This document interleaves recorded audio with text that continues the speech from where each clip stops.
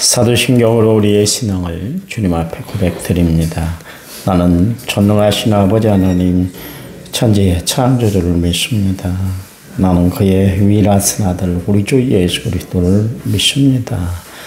그는 성령으로 잉태되어 동정녀 마리아에게서 나시고 본디오 빌라도에게 고난을 받아 십자가에 못 박혀 죽으시고 장사된 지 사흘 만에 죽은 자 가운데서 다시 살아나셨으며 하늘에 오르셔 전능하신 아버지 하나님 편에 앉아 계시다가 거기로부터 살아있는 자와 죽은 자를 심판하러 오십니다. 나는 성령을 믿으며 거룩한 공교회와 성도의 교제와 죄를 용서받는 것과 몸의 부활과 영생을 믿습니다. 아멘. 찬송가 524장입니다. 524장.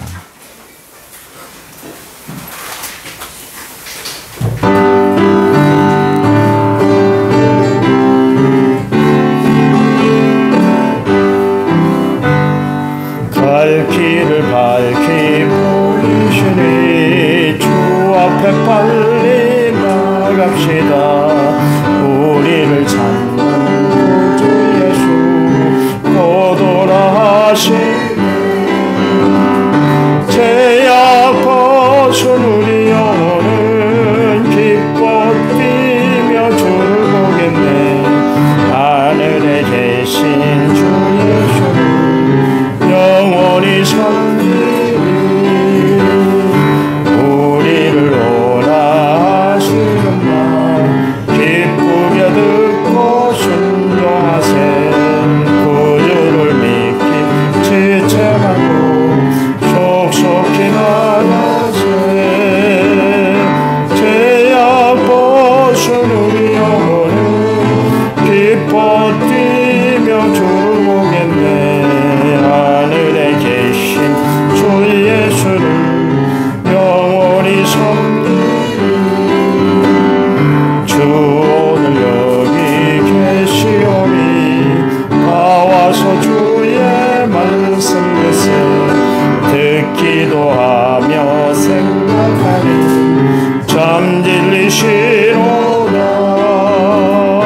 죄악 벗은 우리 영혼은 기뻐 뛰며 주를 보겠네. 하늘에 계신 주 예수를 영원히 섬기리.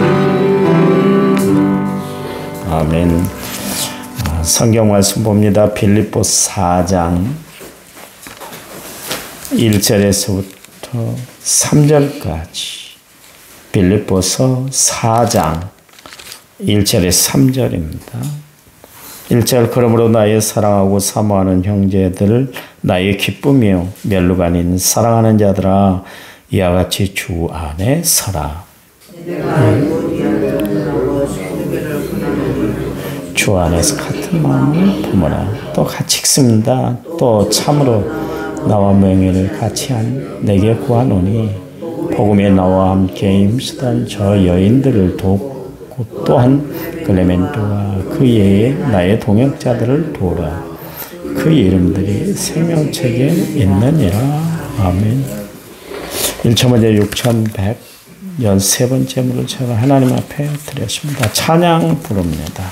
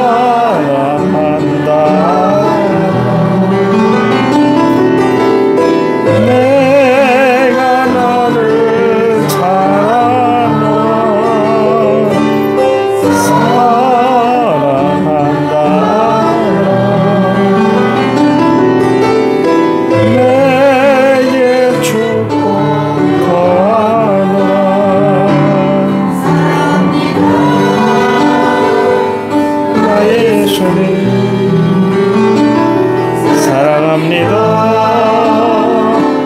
아주 강해요. 사랑합니다. 나의 예수님. 사랑합니다. 그것뿐이에요. 사랑한다 내 딸. 내가 너를 사랑한다.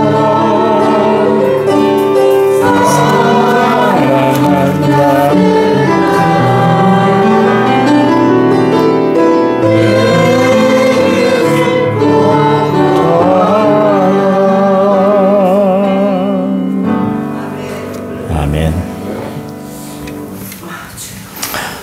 이사야가 하나님의 성전을 거닐 때 수랍들, 천사들을 만났다. 그렇게 이야기하고 있습니다. 그 마태복음 4장 11절, 누가복음 22장 43절 말씀에 보면 그 예수님이 광야에서 시험을 이겨낼 때 천사들이 와서 수종을 들더라. 또 누가복음 22장 43절 말씀에 예수님이 기도하시고 난 뒤에 천사들이 예수님을 도왔다. 그렇게 이야기를 하고 있습니다. 그 옛날 그 예수님을 돕고 하나님의 사람들을 돕던 천사가 우리 교회도 많이 있어요. 교회 일을 하는데 소리 소문 없이 딱 와서 다 처리해 가고 가는 성도들이 천사인 것 같아요. 저는 어제도 그런 천사를 봤어요.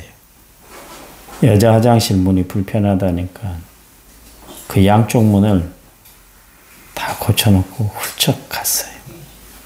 그분의 뒷모습을 보면서 야, 하나님이 보내신 천사구나.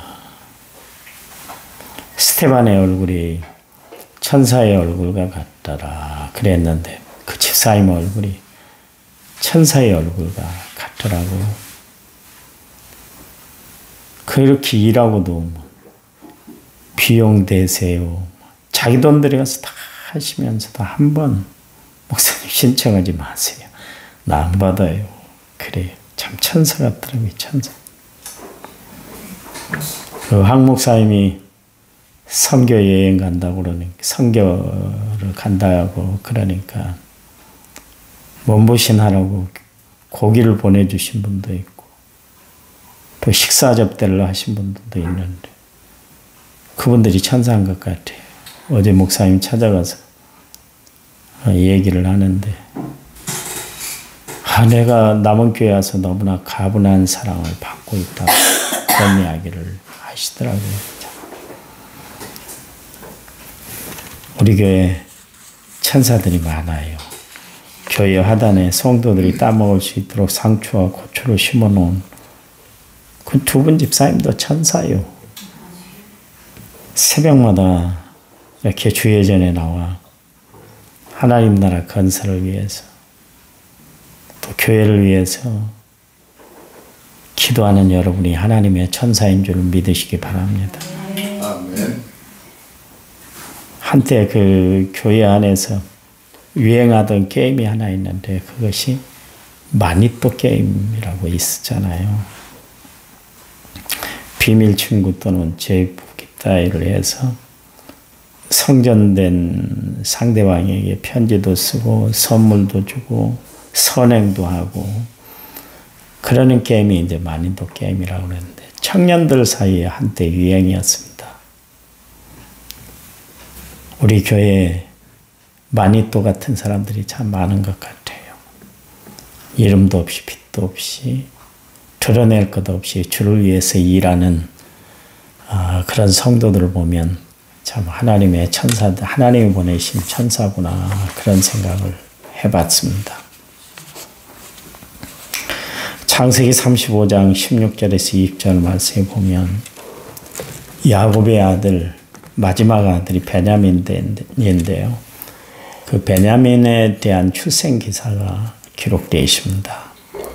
베냐민의 어머니가 누구냐면 암양이라는 뜻의 이름을 가지고 있는 라헬인데요. 라헬이 난산을 했어요. 그리고 이 아들을 놓고 숨을 거뒀습니다. 그때 라헬이 그 아들의 이름을 지어줬는데 베논이라 그렇게 이야기를 했습니다. 베논이라는 것은 말하면 슬픔의 아들이다. 그런데 그 아들을 받아들인 야곱은 달랐어요.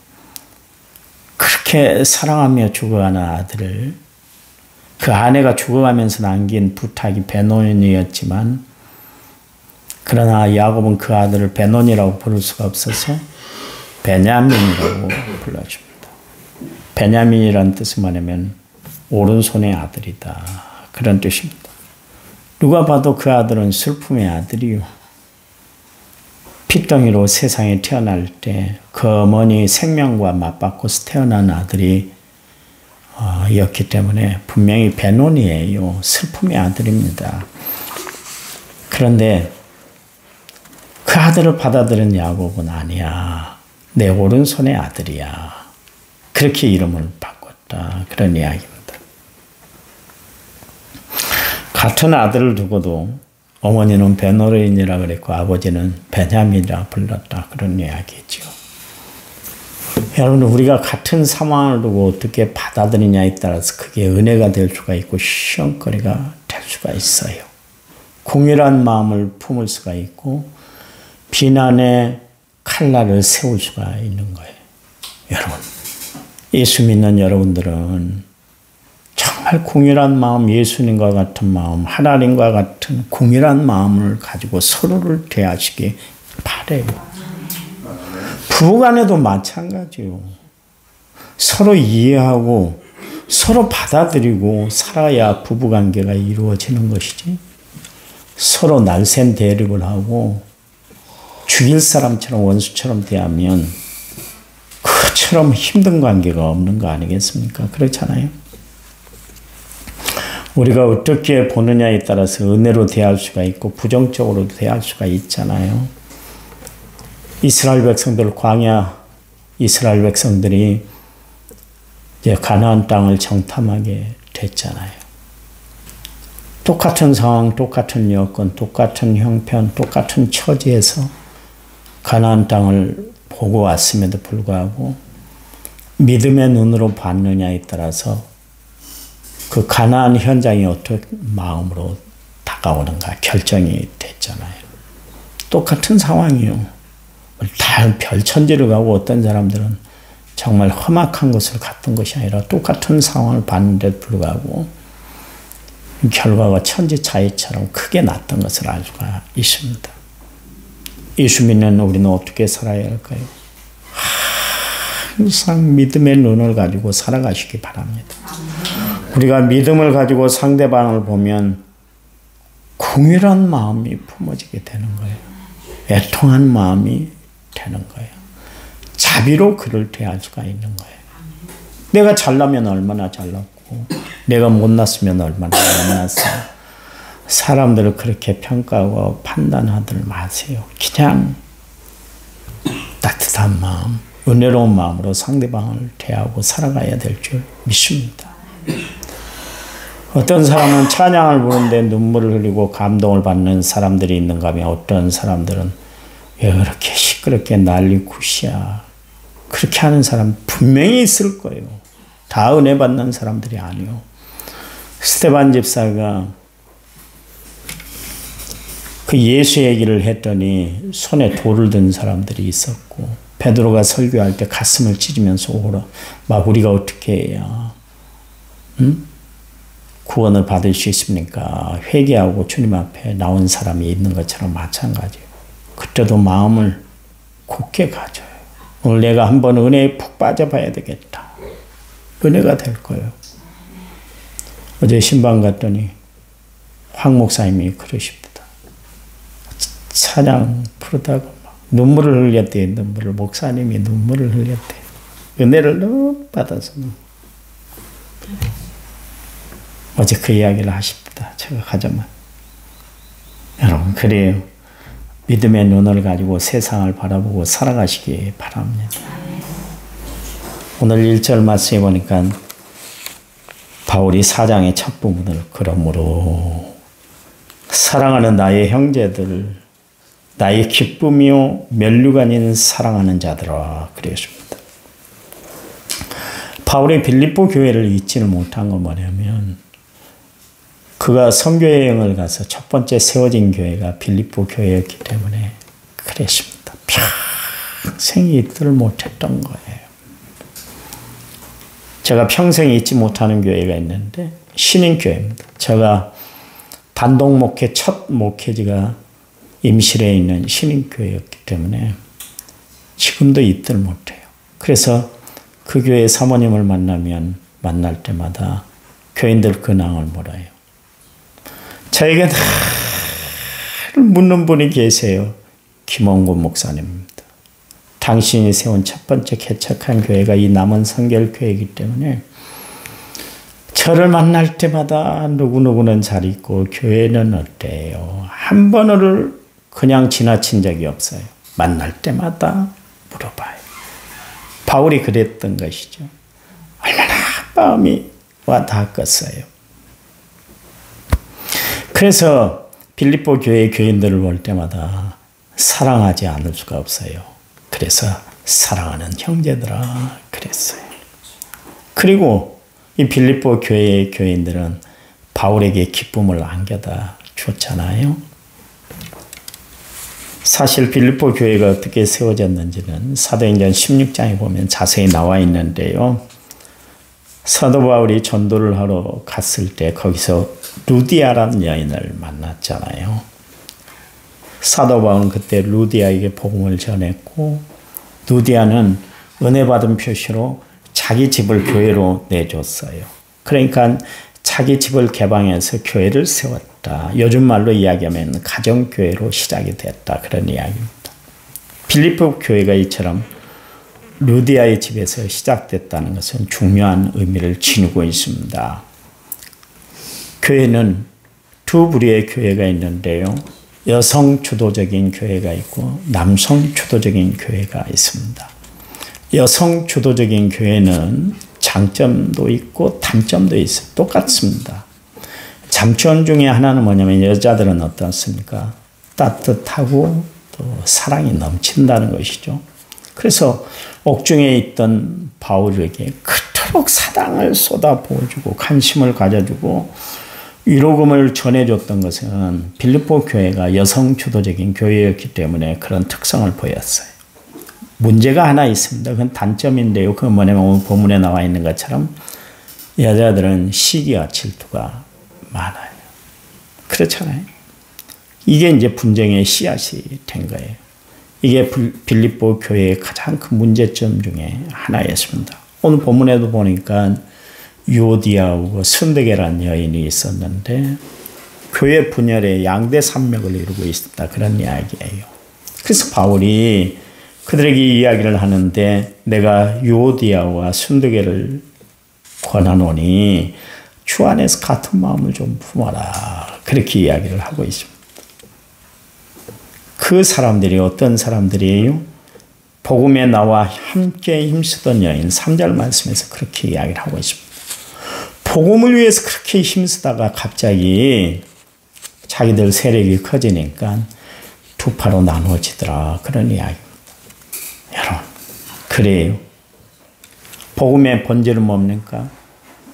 하나 되는 거예요. 그리스도로 하나 되는 거예요. 여러분, 우리 남원 성결교회는 그리스도로 하나 되는 교회가 되어야 할 줄 믿습니다. 목사님 따로, 장로님들 따로가 아니라 목사님과 장로님들과 한마음 한뜻 되는 것이고 장로님들과 교인들과의 관계가 물과 기름처럼 그렇게 따로 뜨는 것이 아니라 서로 한마음 한뜻이 돼야 그 교회가 부흥하는 교회가 되는 줄 믿으시기 바랍니다. 그래요. 여러분, 교회는 죄와 사탄의 지배하에 있는 세상, 하나님을 대적하는 세상, 자신도 모르게 열망으로 달려가는 세상적인 그런 세상의 절망적인 실태를 고발하고 유일한 구원의 길인 예수 그리스도를 선포하는 것, 그 사명이 교회에 있는 거예요. 교회는 다른 거 아닙니다. 여러분, 정말 우리 교회에 있어야 할 마지막 때의 하나님의 역사는 다시 복음으로, 다시 부흥으로 거듭나는 교회가 돼야 되는 것이에요. 그러기 위해서는 한 마음이 돼야 돼요. 한 마음이 되려면 어떻게 돼야 돼요? 한 음성으로 기도해야 되는 거예요.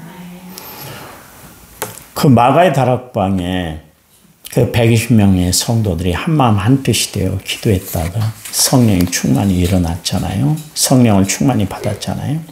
성령을 충만히 받고 나니까 교회가 기하급수적으로 막 부흥하지 않습니까? 한 번의 설교에 막 3,000명이 5,000명이 허다한 무리가 주께 돌아오는 역사가 나타났잖아요. 부흥은 다른 데서 이루어지는 것이 아니라 한마음 한뜻 이루어 간절히 기도해야 되는 거예요. 그래서 교인들에게 내가 기도하라는 것이고 지금 2달에 걸쳐서 계속 기도에 대해서 강조를 하잖아요. 그렇잖아요. 다른 거 아니에요. 기도하자는 거예요. 기도하는 교회가 부흥됩니다. 기도하지 않는 교회, 잠들어 있는 교회는 절대로 하나님의 역사가 이루어질 수가 없어요. 기도해야 우리가 하나님의 뜻을 이루고 주의 역사를 감당할 수가 있기 때문에 그렇습니다. 여러분, 교회는 누구 거예요? 우리 것도 아닙니다. 교회는 주님의 것이에요. 그리스도가 친히 피 흘려 사신 교회가 교회예요. 따라서 교회는 하나님이 영광 받으셔야 되고 하나님만이 높임을 받아야 돼요. 그분이 교회의 가장 높은 자리에 계셔야 돼요. 그분이 모든 것을 다 결정 내리게 해 주셔야 돼요. 그래야 그 교회가 든든히 서가는 교회가 되는 줄 믿으시기 바랍니다. 오늘 2 여인이 싸웠어요. 그래서 서로가 의얼해졌어요. 서로의 간격이 좁혀지질 않았어요. 우리가 정말 어떤 상황에 처할 때 찰세돈이 썼던 책 예수라면 어떻게 할 것인가, 그 내용처럼 정말 예수님이라면 이 상황에서 어떻게 하셨을까, 어떻게 대응했을까, 어떻게 반응했을까, 어떻게 처리했을까 생각하고 살아야 되는 거예요.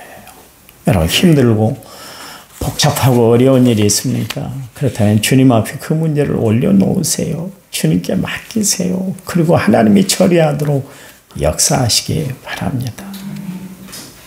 여러분, 그래요. 참, 그 믿음의 열정으로 세워진 교회들이 초대교회 아닙니까?